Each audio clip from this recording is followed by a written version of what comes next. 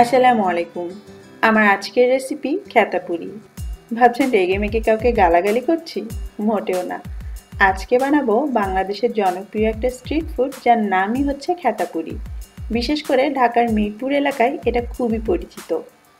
আলু পুরি আর খেতাপুরির মধ্যে আসলে খুব বেশি পার্থক্য নেই, তবে আলু পুরির থেকে খেতাপুরির বাইরের আবরণটা বেশ পুরু বা মোটা হয়, অনেকটা কাঁথার মতো, যাকে খাস বাংলায় আমরা খেতা বলি। আর হয়তো এই কারণেই খাবারটার নাম খেতাপুরি। তাছাড়া ভেতরে আলুর পুরের পরিমাণটাও কিন্তু অনেক বেশি থাকে। আর এর আরেকটা স্পেশালিটি হলো এটা সার্ভ করা হয় খুবই মজার একটা তেঁতুলের টক বা চাটনির সঙ্গে। আর আজকে আপনাদের জন্য এই দুটো রেসিপি নিয়েই হাজির হয়েছি। চলুন তাহলে দেখে নেওয়া যাক। প্রথমেই আমরা খেতাপুরির পুরটা তৈরি করব, আর সেজন্য আমাদের লাগবে আলু সেদ্ধ। যে কোনো ধরনের আলুর পুর তৈরি করতে গেলে আমাদের অনেকেরই একটা কমপ্লেইন থাকে যে এটা অনেক বেশি নরম বা প্যাচপ্যাচা হয়ে যায়, ভেতর থেকে পুরটা বের হয়ে যায়।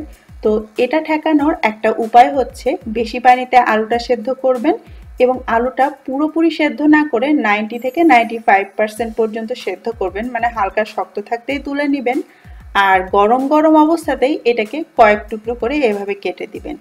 এতে করে এর ভেতরের ভাপটা বের হয়ে যাবে আর আলুগুলো অনেক বেশি সেদ্ধ বা নরম হয়ে যাবে না। এবারে আমরা আলুর মিশ্রণটা রেডি করে নিব।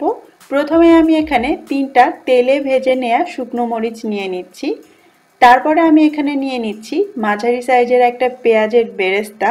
পেঁয়াজের বেরেস্তাটাকে আমি একদম মুচমুচে করিনি, একটু নরম করেই ভেজেছি। সাথে সামান্য একটু আমি ধনেপাতা কুচি দিয়ে দিচ্ছি, চাইলে আরও একটু বাড়িয়ে দিতে পারেন। এবারে প্রথমেই আমি এই শুকনো মরিচটাকে খুব ভালো করে হাত দিয়ে এভাবে গুঁড়ো করে নিব। মরিচটা গুঁড়ো করা হয়ে গেলে বাকি উপকরণের সঙ্গেও আলতো করে এভাবে একটু মেখে নিব।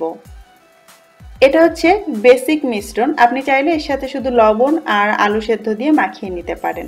তবে আজকে আমি আরও কিছু উপকরণ দিব। প্রথমেই দিলাম স্বাদমতো লবণ, সাথে দিয়ে দিচ্ছি 1/4 চা চামচ টেস্টিং সল্ট। এবারে দিয়ে দিচ্ছি 1/4 চা চামচের থেকে একটু কম বিট লবণ। তারপরে যাচ্ছে আধা চা চামচ ভাজা জিরার গুঁড়া এবং আধা চা চামচ দিয়ে দিব আমি গরম মশলার গুঁড়া। কিছুদিন আগে আমি একটা গরম মশলার রেসিপি দিয়েছি, আমি সেটাই ব্যবহার করছি। আপনারা চাইলে অন্য যে কোনো কাবাব মশলাও এখানে ব্যবহার করতে পারেন। আমাদের আসল উদ্দেশ্য হচ্ছে আলুর এই মিশ্রণটাকে অনেক বেশি স্পাইসি করা। সবশেষে আমি এর মধ্যে 1 চা চামচের মতো দিয়ে দিচ্ছি ঘি। আপনি চাইলে সরিষার তেলও দিতে পারেন, তবে ঘি দিলে অবশ্যই ফ্লেভারটা একটু বেশি ভালো হবে।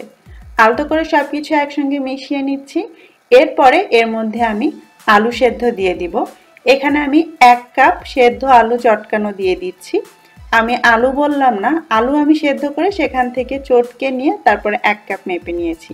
আর এই সব কিছু একসঙ্গে মেখে নিলে আমাদের ভেতরের আলুর পুরটা রেডি হয়ে যাবে। আর আপনি চাইলে কিন্তু আপনার পছন্দ মতো অন্যান্য উপকরণ দিয়েও এটাকে আরও বেশি স্পাইসি করে নিতে পারেন। এখন আমরা এই আলুর মিশ্রণ থেকে ছোট ছোট এরকম কিছু গোল্লা বা বল তৈরি করে নিব। যতগুলো আমরা খেতাপুরি বানাতে চাই সেই হিসেব করে আমাদের এগুলোকে ভাগ করে নিতে হবে। দেখতেই পাচ্ছেন সাইজগুলো কেমন হয়েছে, খুব বেশি বড়ও না আবার অনেক বেশি ছোটও না। এবারে আমাদের লাগবে পুরের জন্য ডো। কিছুদিন আগে আমি আপনাদের সঙ্গে আলু পুরির একটা রেসিপি শেয়ার করেছিলাম এবং সেখানে আমি ডিটেলসভাবে এই ডোটা কিভাবে তৈরি করতে হয় সেটা দেখিয়েছিলাম। ডেসক্রিপশন বক্সে লিংক দেওয়া থাকবে, সেখান থেকে দেখে নিতে পারেন। ডোটা মাখানোর পর আমি 15 মিনিট মেখে রেখেছিলাম। এখন এটা একটুখানি নরম হয়ে গিয়েছে। এইবার এই ডো থেকে যতগুলো আমি আলুর বল বানিয়েছি সেরকম করেই ততগুলো আমি বানিয়ে নিব ছোট ছোট ডো বল। দেখতেই পাচ্ছেন আলুর বল আর এটার সাইজ প্রায় সমান, একটুখানি বড় হলেও সমস্যা নেই। এইবারে আমরা এই খেতাপুরির শেপটা দিব। প্রথমে একটা করে ডো বল হাতে নিতে হবে, তারপর দু হাত দিয়ে এইভাবে একটু টেনে লম্বা করে বা ছোট একটা রুটির মতো করে নিতে হবে। এর মধ্যে সেই যে আমরা আলুর বলগুলো বানিয়ে রেখেছিলাম সেটা দিয়ে চারপাশ থেকে এইভাবে ভালো করে মুড়ে দিতে হবে। এইভাবে করে সবগুলো আলুর বল আমরা চাইলে একই সাথে এভাবে মুড়ে নিতে পারি, অথবা প্রথমে যেগুলো ভাজবো সেগুলো একে একে মুড়ে নিলে হবে। আপনারা হয়তো দেখে বুঝতে পারছেন আমি কিভাবে এর ভেতরে আলুর বল দিয়ে মুড়ে নিচ্ছি। আপনাদের সুবিধার জন্য আমি একটু কাছ থেকে ভালো করে দেখিয়ে দিচ্ছি।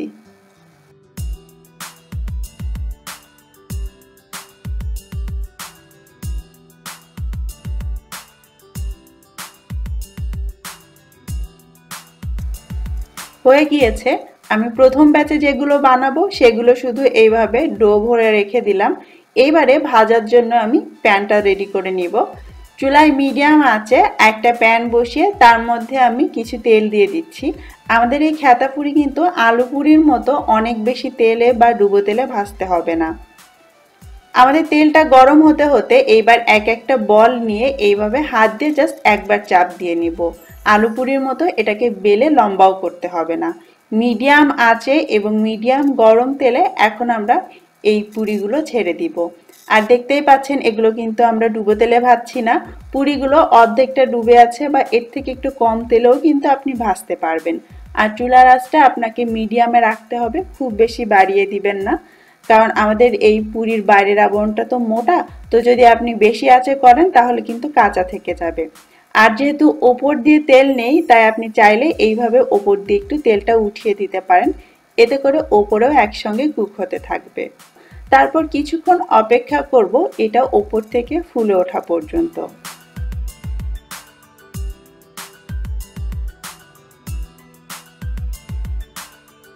যখন এগুলো ফুলে উঠবে ওপর থেকে তখন একে একে এগুলোকে উল্টে দিতে হবে।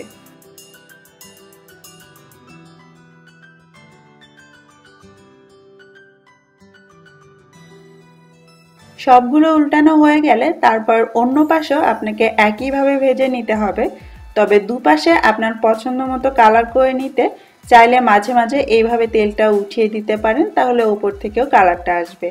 আর যখন আপনার পছন্দ মতো দুই পাশেই কালার চলে আসবে এবং আপনি বুঝবেন ভেতর থেকে আর ডোটা কাঁচা নেই, তখন এগুলোকে তুলে ফেলবেন। আর এক একটা ব্যাচ ভাজতে আপনার 4 থেকে 5 মিনিটের মতো সময় লাগতে পারে। এবারে আমরা এই খ্যাতা পুরির সঙ্গে সার্ভ করার জন্য খুব মজার একটা টক মিষ্টি ঝাল তেঁতুলের টক তৈরি করব। আর সেজন্য আমাদের লাগবে পাকা তেঁতুল। আমি এখানে 2 খণ্ড এরকম পাকা তেঁতুল নিলাম, যতটুকুন আপনি বানাতে চান সেই হিসেবে নেবেন। তারপর এটাকে একটু নরম করে মাখার জন্য আমি একটু পানি দিয়ে কিছুক্ষণ ভিজিয়ে রাখবো। 5 থেকে 10 মিনিট সময় দিলেই হবে। এর মধ্যেই তেঁতুলটা দেখবেন খুব সুন্দরভাবে নরম হয়ে গিয়েছে, তখন এটাকে পানির সঙ্গে এভাবে চটকে নিতে হবে। আপনি যদি এই টকটাকে পাতলা করতে চান তাহলে পানি বেশি দিবেন, আর ঘন করতে চাইলে পানিটা কম দিবেন। যখন তেঁতুলের কাঠটা পানির সঙ্গে মিশে যাবে তখন এইভাবে চিপে এর ভেতরের বিচি আর আঁশগুলোকে তুলে নিতে হবে। আজকের তেঁতুলের টকটা আমি ঘন রাখতে চাই, তবে এটা বেশি ঘন লাগছে তাই আমি এর মধ্যে আরো সামান্য একটু পানি অ্যাড করে দিচ্ছি। আর এইভাবে করে এর ভেতর থেকে এই আঁশগুলো বের করে নিচ্ছি। আমাদের তেঁতুলের কাঠটা বের করা হয়ে গিয়েছে। এই অবস্থায় এখন এতটা ঘন আছে, তবে যেহেতু এর মধ্যে চিনিও যাবে এটা কিন্তু আরো একটু পাতলা হয়ে যাবে। তবে আপনার পছন্দ মতো চাইলে আরো ঘন করতে পারেন বা আরো পাতলা। এবারে এর মধ্যে আমি বাকি উপকরণগুলো দিব। প্রথমে 1 চা চামচের মতো দিয়ে দিচ্ছি লবণ, তারপরে এর মধ্যে আধা চা চামচ দিয়ে দিচ্ছি বিট লবণ, এরপরে আমি এর মধ্যে দিয়ে দিচ্ছি 2 টেবিল চামচ চিনি, আপনি চাইলে গুঁড়ো ব্যবহার করতে পারেন।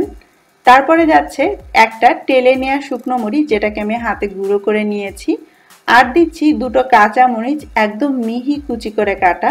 আর ঝাল এবং ফ্লেভারটা যাতে খুব ভালো করে যেতে পারে এই টকের মধ্যে, তাই আমি এটাকে এইভাবে একটু চটকে দিয়ে দিচ্ছি। এরপরে আমি এর মধ্যে একটু লেবুর খোসা কুচি দিয়ে দিচ্ছি, এতে করে এই টকের মধ্যে খুব সুন্দর একটা ফ্লেভার আসবে। আর সব শেষে আমি এর মধ্যে প্রায় 1.5 চা চামচের মতো দিয়ে দিচ্ছি চাট মশলা।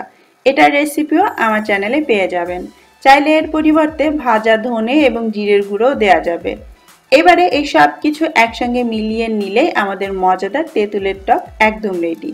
আর আপনি যদি এটাকে বেশি দিন সংরক্ষণ করতে চান তাহলে আর একটু পানি বেশি দিয়ে চুলায় একটু জ্বালিয়ে নেবেন, তাহলে এটা অনেক দিন পর্যন্ত ফ্রিজে রেখেও খেতে পারবেন। তেঁতুলের টক রেডি আর আমাদের খ্যাতা পুরিও রেডি। এইবারে পরিবেশনের পালা।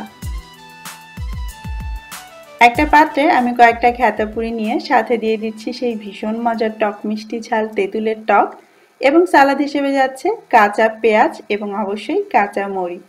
ব্যাস হয়ে গেল ভীষণ মজার খ্যাতা পুরি ট্রিট। দেখলেন তো কত সহজেই ঘরে বানিয়ে নেওয়া গেল মজাদার এই স্ট্রিট ফুডটি। ভেতরটা কেমন হয়েছে চলুন একটা ভেঙে দেখা যাক। দেখতেই পাচ্ছেন অল্প তেলে ভাজা হলেও দুই পাশে কত সুন্দর কালার এসেছে আর ভেতরটাও কিন্তু খুব পাপালো হয়েছে। উফ, এরকম একটা পুরির সঙ্গে সাথে যদি তেঁতুলের টক থাকে তাহলে তো কথাই নেই। আশা করছি আজকের রেসিপি আপনাদের ভালো লেগেছে। কমেন্ট করে অবশ্যই জানাবেন। আজকের মতো বিদায় নিচ্ছি। আল্লাহ হাফেজ।